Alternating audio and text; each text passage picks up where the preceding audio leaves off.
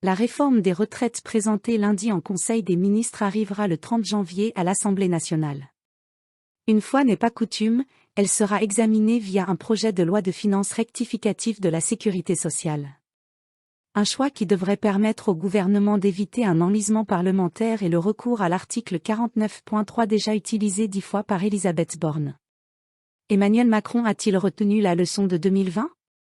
Contrairement à la méthode utilisée il y a 3 ans pour l'examen parlementaire de son précédent projet de réforme du système des retraites, le président de la République et sa première ministre Elisabeth Borne ont opté cette fois-ci pour un projet de loi de finances rectificative de la Sécurité sociale, PLFSSR, qui sera examiné à partir du 30 janvier à l'Assemblée nationale.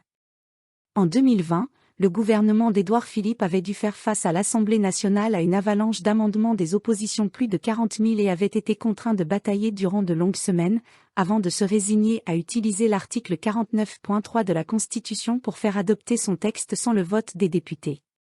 Elisabeth Borne compte bien s'épargner une telle séquence d'obstruction parlementaire. La méthode choisie est inédite. Mais pour la première ministre, interrogée à ce sujet lundi après-midi lors de ses vœux à la presse, les mesures de la réforme relèvent d'un PLFSS, et donc on a retenu ce véhicule parce que c'est le véhicule naturel.